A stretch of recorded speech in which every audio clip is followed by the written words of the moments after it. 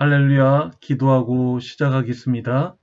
거룩하신 하나님, 오늘도 저희들에게 듣는 마음, 즉 지혜로운 마음을 주셔서 저희들이 하나님의 말씀을 들을 때 오직 구원은 하나님께 속한 것을 저희들이 고백할 수 있는 믿음을 갖게 하여 주시옵소서. 감사하며 예수님의 이름으로 기도드렸습니다. 아멘. 오늘의 찬송가는 351장 믿는 사람들은 주의 군사니입니다. 먼저 하나님께 351장 믿는 사람들은 주의 군사니 찬송을 올려드리고 나서 말씀을 함께 나누겠습니다. 오늘 하나님께서 우리에게 주신 말씀은 사사기 7장 2절에서 6절까지 말씀입니다. 말씀을 영상에 올려드리겠습니다.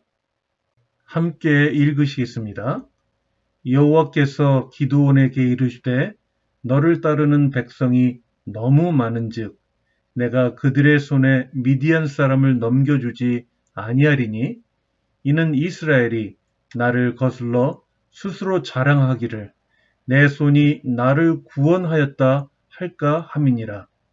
이제 너는 백성이 귀에 외쳐 이르기를 누구든지 두려워 떠는 자는 길랏산을 떠나 돌아가라 하라 하시니 이에 돌아간 백성이 22,000명이요 남은 자가 10,000명이었더라. 여호와께서 또 기드온에게 이르시되 백성이 아직도 많으니 그들을 인도하여 물가로 내려가라. 거기서 내가 너를 위하여 그들을 시험하리라. 내가 누구를 가리켜 네게 이르기를 이 사람이 너와 함께 가리라 하면 그는 너와 함께 갈 것이요 내가 누구를 가리켜 네게 이르기를 이 사람은 너와 함께 가지 말 것이니라 하면 그는 가지 말 것이니라 하신지라. 이에 백성을 인도하여 물가에 내려가매 여호와께서 기드온에게 이르시되 누구든지 개가 핥는 것 같이 혀로 물을 핥는 자들을 너는 따로 세우고 또 누구든지 무릎을 꿇고 마시는 자들도 그와 같이 하라 하시더니 손으로 움켜 입에 대고 핥는 자의 수는 300명이요 그 외의 백성은 다 무릎을 꿇고 물을 마신지라. 아멘. 오늘도 하나님께서 우리에게 열왕기상 3장 9절 말씀에서 솔로몬 왕이 하나님께 구하였던 듣는 마음, 즉 지혜로운 마음을 주셔서 말씀을 통하여 우리들 모두가 주님께서 주시는 귀한 선물을 받으시기를 간절히 소망합니다. 하나님의 말씀이 기록되어 있는 성경책에는 하나님께서 우리에게 주시려고 하시는 보물 같은 귀한 선물들이 곳곳에 숨겨져 있습니다. 그 선물들은 우리가 값없이 믿기만 하면 언제든지 우리에게 은혜로 주어지는 것들입니다. 오늘 하나님께서 말씀을 통하여 우리에게 주실 선물은 하나님의 구원을 받을 수 있는 비밀입니다. 여러분들은 하나님께서 우리를 어떻게 구원하셨는지를 기억하고 계시는지요? 여러분들은 하나님께로부터 구원받기 위하여 어떤 일들을 하셨나요? 여러분들의 노력이나 능력 때문에 하나님으로부터 구원받으셨다고 생각하고 계시는지요? 이러한 질문에 대하여 하나님은 오늘 본문 말씀 2절에서 우리에게 이렇게 말씀하고 계십니다. 이는 이스라엘이 나를 거슬러 스스로 자랑하기를 내 손이 나를 구원하였다 할까 함이니라.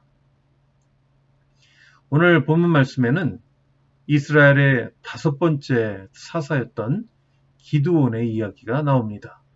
그는 이스라엘을 침입한 미디안과의 전쟁에서 하나님의 뜻을 따라 승리를 이끌었던 사사였습니다. 사사 기드온은 그 전쟁에서 사사기 8장 10절에 기록된 것과 같이 13만 5천 명의 대군을 몰고 침입해왔던 미디안 연합군에 맞서 싸워 대승을 거두었습니다. 여러분들도 이미 잘 알고 있는 것과 같이 단지 300명의 군사를 이끌고 말입니다. 그에 대하여 오늘 본문 말씀 7절에는 이렇게 기록되어 있습니다. 여호와께서 기드온에게 이르시되 내가 이 물을 핥아 먹은 300명으로 너희를 구원하여 미디안을 네 손에 넘겨주리니 남은 백성은 각각 자기의 처소로 돌아갈 것이니라 하시니. 이미 그 전쟁은 하나님께서 이끌어 주시고 계시는 전쟁이었습니다. 그 전쟁을 통하여 하나님께서 이스라엘 백성들이 알기 원하시는 것은 이스라엘이 하나님을 거슬러 스스로 자랑하기를 자신들의 손이 그들을 구원하였다 하지 않고 오직 하나님만이 그 전쟁에서 이스라엘을 구원하실 수 있는 분이라는 것이었습니다. 하나님은 2절 말씀에서 기드온을 따르는 백성이 너무 많아서 그들의 손에 미디안 사람을 넘겨주지 않겠다고 말씀하셨습니다.